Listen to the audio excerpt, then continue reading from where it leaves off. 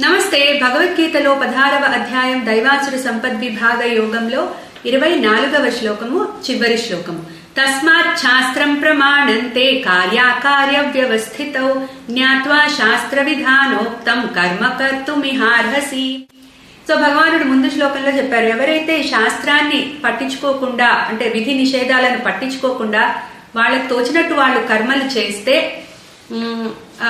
దానికి రిజల్ట్ ఏమవుతుంది అంటే వాళ్ళు ఈ ఇహపర లోకాల్లో సుఖాలను అందుకోలేరు, అలాగే మోక్షాన్ని కూడా అందుకోలేరు అన్నారు.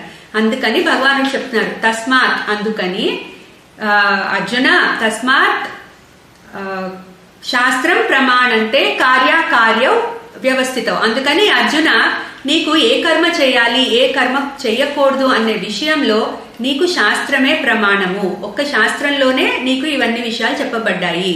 అందుకని జ్ఞాత్వా శాస్త్ర విధానోక్తం. సో ఈ విషయాల్లో శాస్త్రం ఏం చెప్పిందో నువ్వు తెలుసుకో. సో తెలుసుకొని ఆ రకంగా కర్మ కర్తుమిహార్హసి, ఆ రకంగా నువ్వు కర్మలు చేసుకో అర్జున. దానికి మటుకే నీకు నువ్వు దానికి అర్హత ఉంది నీకు.